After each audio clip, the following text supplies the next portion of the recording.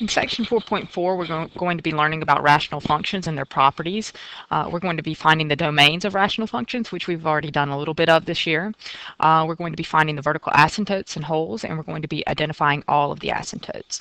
So in the previous chapter, we talked about, or actually in this chapter, but we talked about polynomial functions, and now we're talking about rational functions. Now, the difference between polynomial and rational functions is now we can actually have variables in the denominator and expressions in the denominator. So the difference is that now we can produce functions that may have holes. They may have asymptotes. So what that means is I might have an asymptote. Okay, so this would be an example of a vertical asymptote. Now, an asymptote is not points on the graph. Instead, what they are is like boundary lines, and these are examples of vertical lines. They're lines that, let's say that the graph of the function is in red. They are lines that the graph approaches but never touches.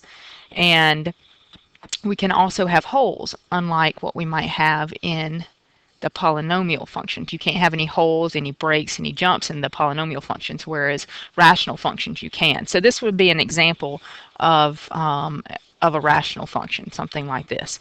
Now, notice the difference again being the fact that we have in green the vertical asymptotes, and again those are lines that are not included in the graph, but they are lines that the function approaches but never touches, and then also we have this hole right here.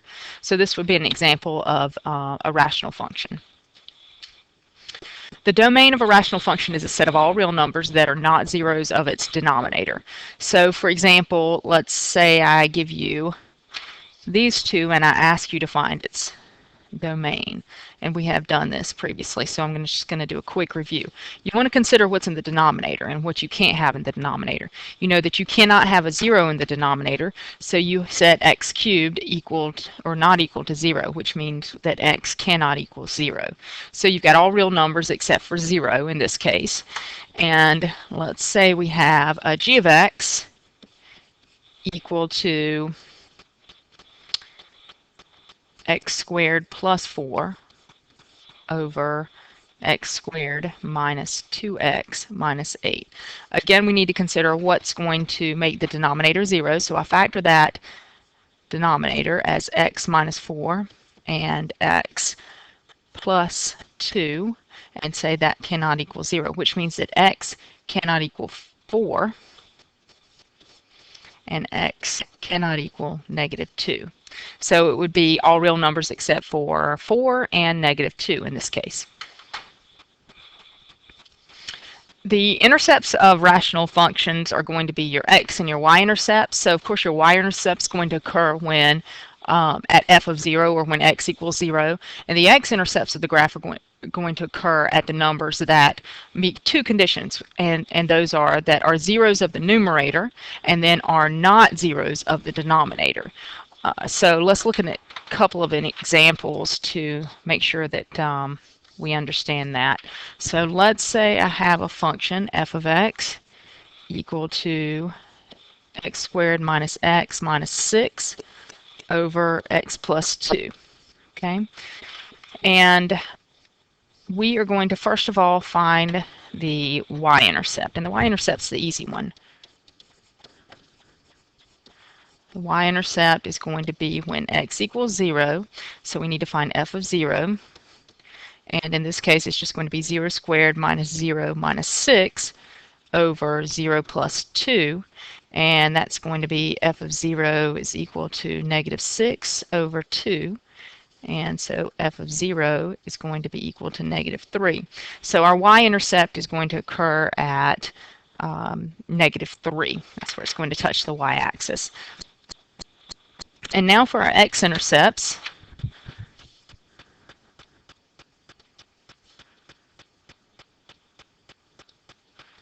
And keep in mind we have two conditions that we need to meet. It needs to be a 0 of the numerator, but not a 0 of the denominator. So what we're going to do is look at this f of x in factored form. Okay, it would factor in the numerator as x minus 3 over x plus 2. And the denominator is already a linear factor, so we're going to leave that as x plus 2. So what you could consider that these two right here could actually cancel each other out. So in this case, now that you know that this is a factor of the denominator and the numerator, then this is not going to produce any zeros. Not a zero for that. But this guy is going to produce a zero, and that's going to be x is equal to 3 is going to be the only zero. Okay, and again, this one, the -2 is not a zero because it's a factor of the numerator and the denominator.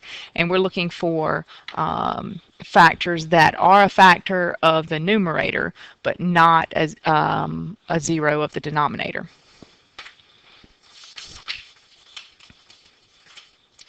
And now we have the vertical asymptotes that we talked about on that first example graph. And those are going to occur at x equals c if c is a zero of the denominator and c is not a zero of the numerator. So for example, let's say I have f of x equal to x minus 2 over x minus 2, x plus 3. Okay. This here is just going to produce a whole. And this here is going to produce a vertical asymptote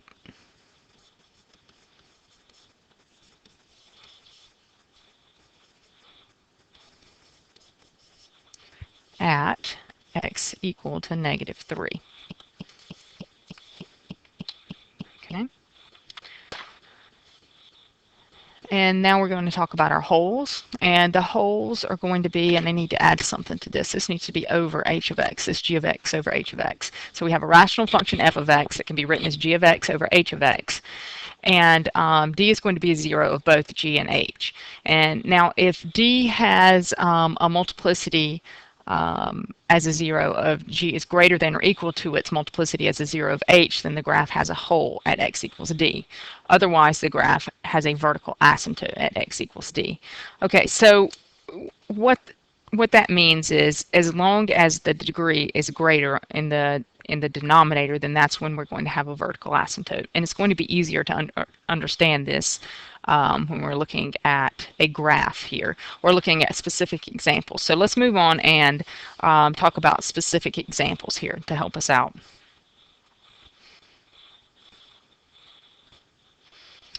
So on these next few examples, we're going to be finding the asymptotes or the wholes, and I have a variety of graphs here that hopefully will show you most of the cases that can occur.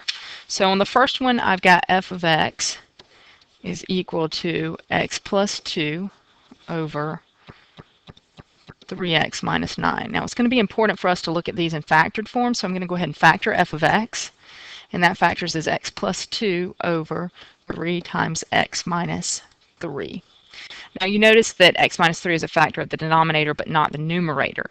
So since it cannot be canceled out and it's not in the numerator, then that means that we're going to have a vertical asymptote. So we find out we know that x cannot equal 3. Now that x cannot equal 3 is either a whole or it's an asymptote.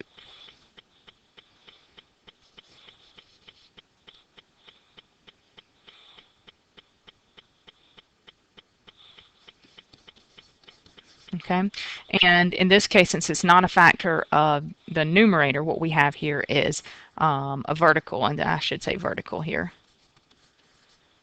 Not a whole, but a vertical asymptote at x equals 3. Okay.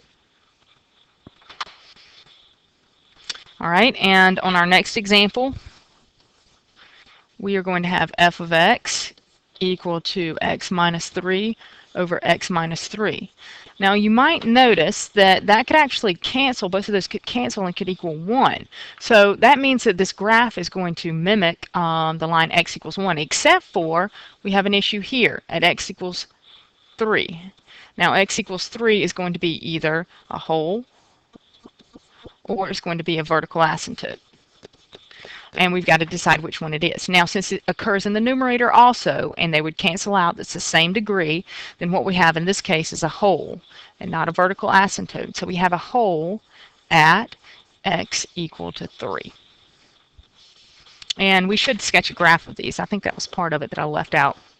So if we have a graph, and you can use your calculator to do this, and you actually have to be smarter than your calculator because it will not show you where the holes are. So we know this is going to be the line y equals 1. So where does y equal 1?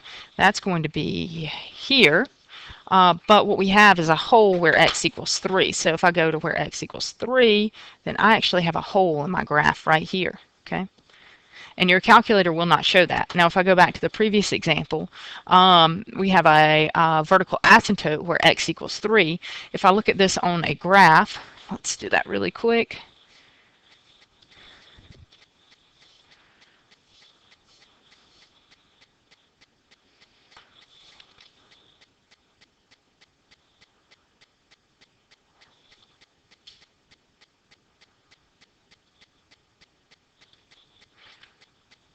Okay.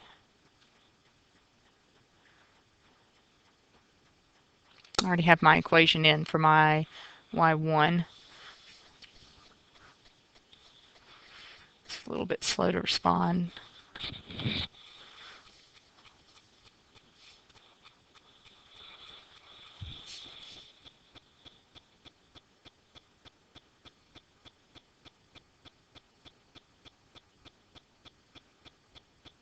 Okay, it seems like my calculator's stuck right now, so let's just go back. What we have on this one is if you were to graph it in your calculator, what you're going to notice is that we have a vertical asymptote at x equals 3. This is not going to show up on your calculator, so you need to go to where x equals 3, and you need to go ahead and graph your vertical asymptote. That is not part of your graph. That is just a boundary line. And when you look at this on your calculator, what you're going to see is what I have here in green. It's going to look something like this, and then you'll see where it jumps over, and you get something like this. So the x equals 3 is your vertical asymptote there. And then again, you would see the hole here in this case. And let's look at a third example.